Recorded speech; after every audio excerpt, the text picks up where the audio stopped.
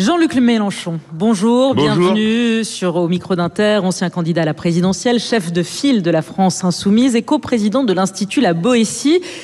Bienvenue donc à ce micro, en direct et en public du 104. Depuis le retour de Donald Trump à la Maison-Blanche, Jean-Luc Mélenchon, le 20 janvier dernier, on ne compte plus les bouleversements géopolitiques. Guerre commerciale, attaque contre l'Europe et le modèle européen, bras tordus à l'Ukraine et à Zelensky. Comment qualifiez-vous, pour commencer, le moment que nous traversons? Bouleversement, rupture, effondrement, autre chose? On est dans une phase intermédiaire de très grand danger. On ne sait pas de quel côté roulera définitivement la pente des événements. Si on suit la logique de M. Trump et qu'on arrive à bien la comprendre, parce que ce n'est pas toujours très clair, je veux dire, les mesures qu'il prend et celles qu'il applique, il y a déjà un écart. Les mesures qu'il applique et le niveau auquel il les applique, encore un autre écart. Je reviens du Mexique où il annonçait 10 000 expulsions par jour. Il y en a 400. Imaginez-vous la tête de ceux qui sont de l'autre côté et qui s'attendaient à recevoir des milliers de gens. Mais ce qui est clair, c'est que le capitalisme, avec son centre nord-américain, a rompu le lien qui était un lien d'évidence.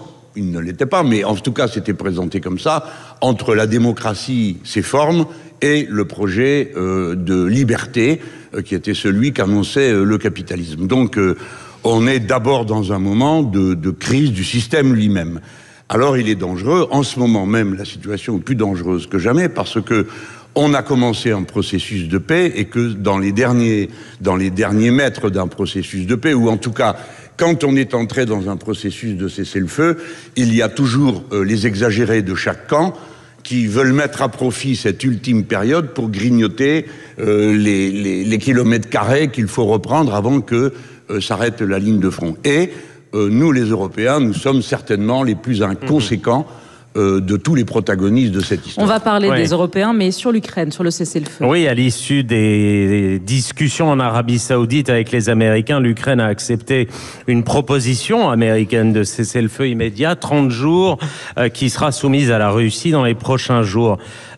Diriez-vous que Trump peut réussir son coup, là, imposer la Pax Americana à l'Ukraine et aux Russes? C'est pas impossible. Au demeurant, c'est toujours ce qu'ils ont fait. Je vous rappelle qu'après l'effondrement de l'URSS, le président Bush de l'époque, c'est-à-dire le père Bush, avait dit, maintenant, il y a un nouvel ordre du monde, et d'ailleurs, c'est nous qui le fixons, et nous intervenons sur l'Irak. C'était ça le fond de scène de la discussion des années 90. Ils sont la puissance dominante militairement, et de très loin aujourd'hui, et ils comptent sur cette puissance pour valider le système à la tête duquel ils se trouvent. En particulier, parce que n'oubliez jamais les réalités matérielles. Ne croyez pas que ce sont des concepts abstraits qui s'affrontent. Les États-Unis d'Amérique ont un intérêt vital à ce que le dollar reste la monnaie du monde, de manière à ce qu'ils puissent, eux, continuer à bénéficier de cet avantage incroyable, qui est qu'ils peuvent payer ce qu'ils veulent, vu qu'il n'y a pas de contrepartie matérielle à leur monnaie. Donc, oui, les États-Unis peuvent réussir dans cette entreprise parce qu'ils ont un complice, qui est M. Poutine, qui lui aussi a intérêt à ce que la guerre qu'il a entreprise d'une manière insupportable, c'est d'envahir le voisin, ce que aucun d'entre nous en Europe ne pourra jamais admettre. Car si on règle les problèmes par l'invasion, la terre entière va être faite de mouvements de troupes. Donc lui aussi a un intérêt à ce que cette affaire se termine dans des conditions qui soient les plus favorables pour lui. Or, ne pas être mis en déroute, c'est une condition favorable pour lui. On va vous demander ce qu'on doit faire, nous, Européens, nous, Français, en attendant, dans ce moment intermédiaire dont vous parlez. Mais on vous a lu avec Nicolas vos notes, vos célèbres notes de blog, Jean-Luc Mélenchon. Celle du 1er mars, vous écrivez « Les Européens ne se sont jamais demandé pourquoi la Russie agissait, ni quels moyens d'éviter la guerre étaient possibles. Ils ont cru qu'ils pouvaient rejeter et narguer sans conséquence la Russie. Les Européens ont diabolisé Poutine et pour finir, ils ont cru à leur propre propagande. » Ça nous a interrogés. Les Européens, pour vous, ont diabolisé Poutine. On a nargué, nous, la Russie. C'est la leçon que vous tirez de ces 3 ans de guerre? Non, c'est pas des 3 ans de guerre, puisque là, précisément, je parle des conditions avant la guerre. Donc, c'est-à-dire la guerre, que... Mais avant, oui, il y a un problème. Pour vous, Poutine a attaqué parce qu'on l'a nargué, nous, parce qu'on l'a diabolisé, nous, c'est ça? Non, ce n'est pas ça. Mais j'admets que je ne m'exprime pas assez clairement, et donc je vais maintenant vous expliquer comment je vois ça. Quand l'URSS s'est effondrée, c'est la première fois dans l'histoire moderne qu'un empire s'effondre sans qu'on discute les frontières. La grande question, c'est toujours celle du territoire. Et donc, toutes sortes de frontières sont restées dans l'aléatoire qu'auparavant, le bureau politique du Parti communiste russe administrait entre lui-même. Par exemple, la cession de la Crimée à l'Ukraine, c'est une décision du bureau politique du Parti communiste sous Khrouchtchev. Alors, c'est vous dire, il décidait de ça comme ça et tout ça fonctionnait. Bien. L'Empire s'effondre, nous faisons, les Européens et les Occidentaux, comme on dit, c'est-à-dire l'OTAN, la promesse qu'il n'y aura pas d'OTAN à la frontière de la Russie.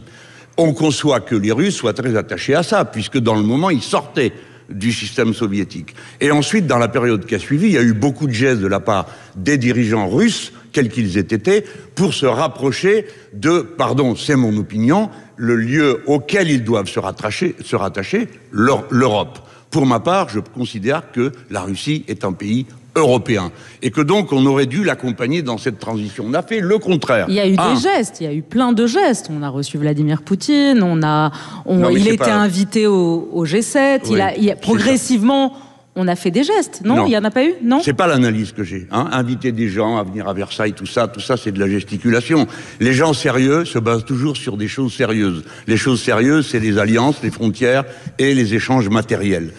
Pour ce qui concerne les frontières, les pays qui environnaient, aidés par les Nord-Américains, ont passé leur temps à les contester.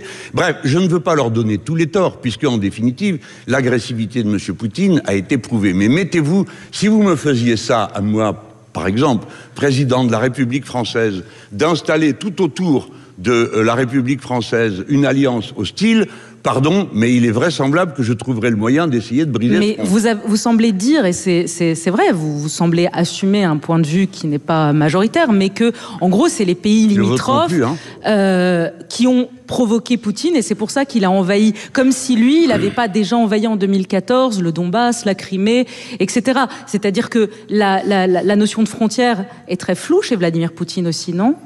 Bien sûr, mais, pardon, vous faites des résumés qui sont...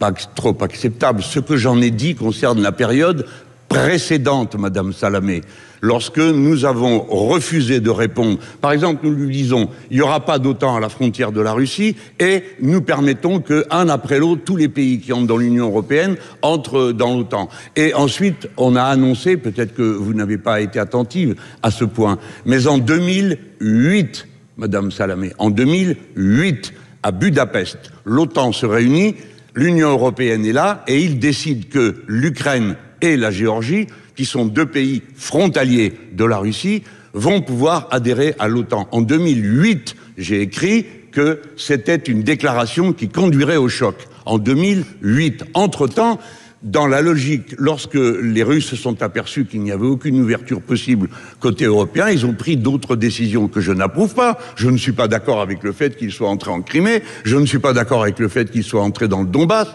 et surtout, par-dessus tout, qu'ils aient envahi l'Ukraine. Je n'ai cessé de le dire. Donc, si vous voulez, pour une fois, faisons-nous l'honneur mutuel de partir de ce que disent vraiment les gens pour essayer d'entendre la situation et les moyens de la régler. En particulier, venons à ce que nous sommes en train de ne pas faire justement, aujourd'hui, et qui est une erreur. Faisons un saut dans le temps. Dans une adresse aux Français, Emmanuel Macron a alerté, je cite, sur la menace russe qui ne semble pas connaître de frontières et n'a jamais été aussi forte qu'aujourd'hui.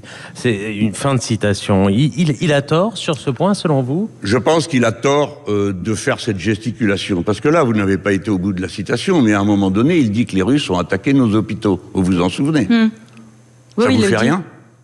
Je veux dire, le président de la République française accuse un autre pays d'avoir attaqué la sécurité nationale des Français en attaquant un hôpital, et quoi la suite? Rien.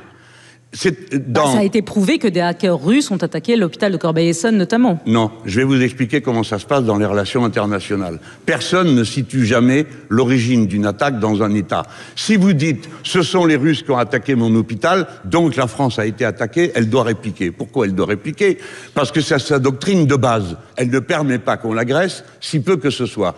Donc, D'habitude, tous les pays du monde font pareil. Ils disent, il y a de la cybercriminalité, c'est vrai. Elle est d'origine russe. En effet, ce sont des groupes cybercriminels russes. Mais on n'accuse pas l'État. Quand vous êtes dans une situation comme celle-là, chaque mot compte.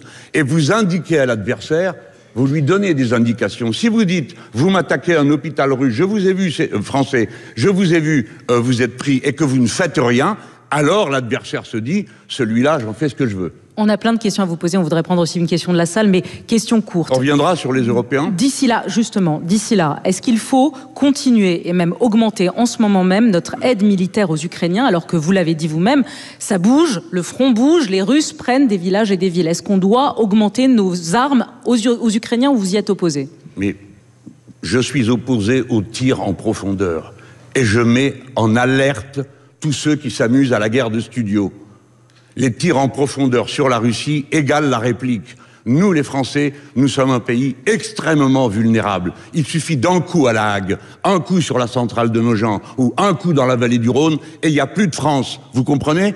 Donc ça vaut la peine quand même qu'on s'interroge avant de rouler les mécaniques et de provoquer tout le monde. On envoie des armes ou pas? Je vous ai d'abord répondu... Sur le tir de longue portée. Vous m'avez parlé d'armes, madame. Les armes qui sont en discussion aujourd'hui, c'est les armes de tir profond. Vous avez toutes sortes de gens en France qui disent oui, il faut des tirs profonds pour intimider les Russes, en profondeur. Donc des tirs de missiles. Alors, je viens de vous dire ce qu'il en est de cette affaire. Il y a beaucoup de responsables, y compris à gauche, pour raconter ce genre de bêtises. Non. Alors après, nous, il faut qu'on tienne parole. Il ne faut pas que les Ukrainiens soient désarmés. De ce point de vue, ce qu'a fait Trump en les privant de toutes sortes d'informations, ça s'appelle tirer dans le dos. Le renseignement. Parce qu'on a affaibli la capacité des Ukrainiens à tenir bon dans les heures où il faut qu'ils tiennent bon si l'on veut que la partition qui va se décider dans le cessez-le-feu, encore que vous avez remarqué que nous parlons de cessez-le-feu depuis 2 jours, sans avoir l'idée de un mot de ce qu'il y a dans le contenu de la proposition de cessez-le-feu. Donc oui, ce sont des méthodes désastreuses pour ce qui nous intéresse. Nous les Européens, nous n'avons pas intérêt à la victoire de M. Poutine, comme nous n'avons intérêt à la victoire d'aucun envahisseur où que ce soit. Alors, vous comprenez, je ne peux pas avoir passé des heures à hurler contre l'invasion du Liban, de la Syrie et le génocide pour ensuite trouver tout ça. Mais moi, au moins, je ne tiens qu'un seul discours. Que l'on parle de Gaza ou que l'on parle de la frontière ukrainienne et russe, je tiens le même discours. Le droit international est zéro invasion, plutôt la diplomatie que la guerre. La guerre n'est pas notre priorité, voilà. Jean-Luc Mélenchon, la paix. Oui, voilà, on évoque l'envoi de troupes européennes sur place en Ukraine pour contrôler ce cessez-le-feu, contrôler le fait de savoir s'il est bien respecté. Est-ce que vous soutenez une proposition de ce type, européenne et britannique? Oui, bon, il faut voir ce qu'elle dit, ce qu'elle contient. Et franchement... pardon, mais pendant qu'on parle de ça, est-ce que vous avez vu la décision prise par l'Union européenne de rassembler 850 milliards pour la guerre? Je fais 2 remarques que je veux faire à votre antenne. La première, ce n'est pas la priorité. Nous avons besoin d'urgence de nous préparer au changement climatique, car il aura un impact aussi militaire. Le changement climatique va pousser des millions de gens à travers des frontières. Là est la priorité. Les 800 milliards représentent peut-être 20 fois, 30 fois ce dont on a besoin pour faire la transition écologique. Ne vous inquiétez pas, je vais répondre à votre question. Donc c'est là qu'est la priorité, c'est-à-dire faire baisser le niveau des causes de guerre. De même... Il ne faut pas se réarmer, c'est ce que vous dites. Pardon ? Il ne faut pas qu'on se réarme, il ne faut pas qu'on mette plus d'argent pour se réarmer, Jean-Luc Mélenchon, aujourd'hui dans le monde tel qu'il va. Écoutez, tout ce qui est dit pour les Français est un tissu d'aberration. Les Français ont un système de défense qui s'appelle la dissuasion nucléaire. Si on en a changé, on le dit et on change nos méthodes. Mais si nous avons la dissuasion nucléaire, si nous restons sur l'idée « pour un cheveu, on vous frappe définitivement », alors nous ne sommes pas concernés. Parce que nous disons à nos adversaires potentiels « nous vous frapperons à mort ». Évidemment, la question qui se pose, c'est de savoir qui est capable d'appuyer sur un bouton pour en tuer encore un million. Donc vous dites ce matin, clairement, il ne faut pas augmenter nos dépenses militaires, nos budgets militaires. Non, mais écoutez, Madame Salamé, c'est la nouvelle mode des journalistes. Vous dites ceci, vous dites cela. Contentez-vous de ce que je dis, parce qu'à mon avis, je sais parler tout seul et j'ai pas besoin de vous pour me faire comprendre. Donc, je demande qu'on comprenne ce que je suis en train de dire. Vous, les aigles de plateau, Vous n'avez même pas été foutu de repérer. Les aigles de Plateau. Mais oui, parce que vous avez tout compris. Mais vous n'avez même pas été capable de faire une règle de 3. 850 milliards décidés par l'Europe, c'est pile poil la somme que M. Trump demande. 5% de la richesse du continent pour financer la guerre. Alors vous ne trouvez pas curieux que la réponse qu'on fait à M. Trump au moment où il est en train de nous lâcher, ça soit de lui donner exactement satisfaction à ce qu'il demandait. Vous voulez que je vous raconte la suite? Voilà, il y aura une trêve. Elle sera imposée aux Ukrainiens parce qu'ils sont hors d'état de continuer le combat, parce que les Américains vont les lâcher. Et cette trêve, elle aura une espèce de ligne comme entre la Corée du Nord et la Corée du Sud. Ça veut dire que quand on veut, quelqu'un viendra regratouiller au même endroit. Et dans même pas un an, vous entendrez parler de la Chine du matin au soir et de la nécessité de contenir le danger chinois, etc., etc. En ce moment, c'est comme si nous étions en guerre avec la Russie. Pardon, mais la guerre commerciale, c'est M. Trump qui nous l'a déclenchée. On est hors sujet tout le temps. Je vous donne un ultime chiffre pour que nos auditeurs l'entendent. La somme des budgets d'armement aujourd'hui, Madame Salamé, aujourd'hui, c'est 2200 milliards. Ça représente la richesse produite par 80% des pays de la planète. Cette somme suffirait à assurer la transition énergétique dans la planète. Pour l'Europe, c'est 300 milliards. C'est la somme qui est demandée. Pas moi, Mélenchon, qui vous le dit, ni Greenpeace, ni aucune organisation de ce type. C'est l'Agence pour l'énergie internationale, c'est-à-dire un organe de l'OCDE. Les Européens sont en train d'être en retard d'une bataille. On a entendu votre On point revient de aux vue Européens ce après? matin. Non, c'est fini. On attend une question dans le public. Sonia De Villers. Oui, je suis à côté de Wanja, c'est ça, c'est un joli prénom camerounais. Bonjour Wanja. Bonjour. Vous avez une question pour Jean-Luc Mélenchon? Oui, bonjour Madame Salamé, Monsieur Demorand, Monsieur Mélenchon. Selon France Info, la Russie subit 700 000 pertes militaires et selon la Banque mondiale, son taux de fécondité est estimé à 1,43 enfants par femme. Ma question, selon vous, sous-estime-t-on vraiment la menace russe sur les pays européens? Pardon, la question c'est quoi? Est-ce qu'on sous-estime la menace russe? Parce que Wanja vous écoute, est-ce qu'on sous-estime la menace russe vis-à-vis des pays européens? Ces concepts-là sont absolument abstraits. Je vous invite à ne pas sous-estimer la menace de guerre pour la France. Je vous en donne un exemple fort simple. Nous sommes absents de la discussion. Cessez-le-feu à quelles conditions? On n'en sait rien. Que demandent les Français? On ne pose pas la question. Que veulent les Européens? Ils ne demandent rien d'autre que de faire la guerre à la Russie. Figurez-vous que nous devrions poser sur la table nos propres garanties de sécurité à nous, Européens et Français. Premièrement, si vous faites un cessez-le-feu, toutes les centrales nucléaires ukrainiennes doivent être entourées de casques bleus. J'ai bien dit de casques bleus, pas de pays qui sont liés à l'OTAN, puisque les Russes n'en veulent pas. Et quand on fait la paix, on la fait avec l'adversaire. Deuxièmement, le traité qui concerne les missiles à portée intermédiaire. Ça va vous paraître curieux, mais intermédiaire, c'est 5000 km. 5000 km. Ce traité, qui a été un des résultats de la guerre froide, a été annulé par les Américains et par les Russes.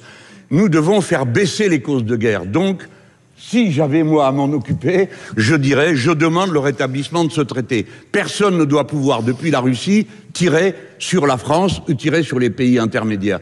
Mais il faut prononcer des propositions qui ne soient ni injurieuses ni impraticables. Quand je dis rétablir ce traité, ça signifie clairement qu'il a déjà existé et que des gens l'ont déjà signé. Alors après, pour mettre ça en forme, certainement qu'il faudrait demander plutôt à M. de Villepin, dont ça a été le métier qu'à moi. Mais ce qui compte en politique, et de Villepin en a, c'est la volonté. Dans quelle direction vous voulez aller? Moi, ma direction, c'est la paix, et je l'assume. Je ne participerai pas à la surenchère de vocabulaire guerrier. Merci de nous avoir donné la transition sur notre nouvel invité. On peut vous applaudir et accueillir Dominique de Villepin. On a grappillé un petit peu de temps sur Dominique de Villepin, on en arrive. Mais l'actualité, je vous pose une question très courte. Vous savez, ça défraie la chronique, votre campagne d'affichage contre l'extrême droite, lancée par LFI avec ce visuel polémique de Cyril Hanouna, grimaçant les sourcils froncés. La LICRA y a vu une représentation du juif maléfique et dit que ça rappelle les caricatures antisémites des années 30. Vous avez retiré l'affiche.